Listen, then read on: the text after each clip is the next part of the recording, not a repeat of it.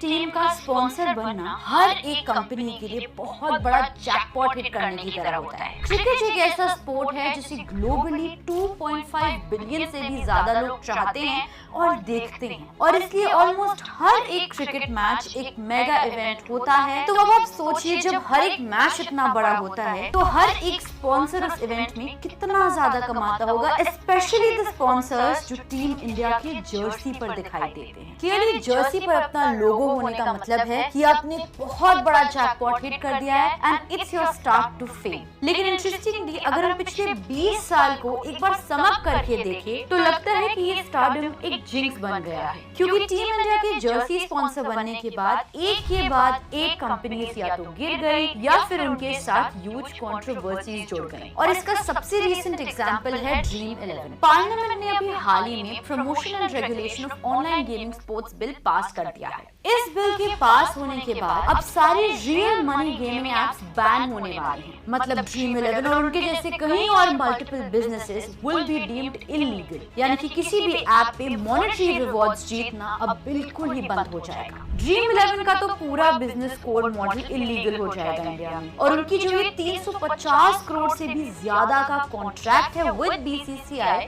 आखिरकार उसका क्या होगा? क्योंकि क्लियरली रीसेंट हालातों को तो देखकर लग रहा है कि वो डील एक बहुत बड़े डायरेक्ट डेंजर में आ चुकी है। लेकिन ड्रीम11 इकलौती ऐसी ब्रांड नहीं है जो इस जिंक्स का शिकार हुई है। इससे पहले भी बहुत सारे ऐसे टीम इंडिया के जर्सी स्पॉन्सर्स आए हैं who have met with the same fate। चाहे वो सहारा हो जो 2001 से लेकर 2013 तक टीम इंडिया के जर्सी स्पॉन्सर्स थे, लेकिन सेबी के क्रैकडाउन के बाद कोलैप्स कर बैठा। उसके बाद 2014 से 2017 में हमें स्टार इंडिया दिखाई दिया इंडिया की जर्सी पर, लेकिन एंटी ट्रस्ट और इसके साथ साथ फाइनेंशियल प्रेशर की वजह से भी अपना डोमिनेंस स्टार इंडिया ने भी इवेंचुअली लूज कर दिया। फिर इसके बाद हमें चाइनीज फोन जायंट ओप्पो दिखने लगा टीम इंडिया की जर्सीज पे, लेकिन अनफॉर्चुनेटली इंडिया चाइना टेंशंस के चक्कर में ये डील को भी तोड़ना पड़ा। और फिर इसके बाद हमें एड टेक की सुपरस्टार कंपनी बायजूस दिखाई दी टीम इंडिया की जर्सी पर, लेकिन स्पॉन्सर बनते ही उन पर डेट, गवर्नेंस और बैंकरप्सी के इश्यूज आने लगे और इवेंचुअली वो डूब गए। और अब ऐसा लग रहा है कि ड्रीम11 भी इस लिस्ट में जुड़ने वाला है। तो सवाल ये उठता है कि आखिरकार क्या सच में टीम इंडिया की जर्सी पर अपना लोगो होना एक कर्ज की तरह है? क्या सच में कोई भी कंपनी जो अपना लोगो इंडियन जर्सी पर लगवाता है वो इवेंचुअली डूब जाता है? वेल, एक्सपर्ट्स का मानना है कि ये प्रॉब्लम जर्सी की नहीं है बल्कि उन कंपनीज की है जो टीम इंडिया की स्पॉन्सर बनती हैं। मोस्टली ये नई कंपनीज एक न्यू एज सेक्टर से आती हैं, जैसे कि एडटेक, गेमिंग, टेलीकॉम, जहां ग्रोथ बहुत फास्ट है लेकिन स्टेबिलिटी कम होती है। जबकि ये कंपनीज बीसीसीआई के लिए बड़े बड़े फ्लैशी नंबर्स फ्लर्ट करते हैं, 100 करोड़, 130 करोड़, 200 करोड़, तब ये सारे खर्चे करते हैं और स्पॉटलाइट और स्क्रूटनी दोनों में आ जाते हैं। धीरे धीरे उनके बिजनेस में क्रैक्स दिखाई देने लगते हैं, क्योंकि ऑब्वियसली वो पब्लिक के स्कैनर में आने लगते हैं। और ये पैटर्न सिर्फ इंडिया में ही नहीं बल्कि इसके साथ साथ हमें फॉरेन कंट्रीज में भी दिखाई दिया है।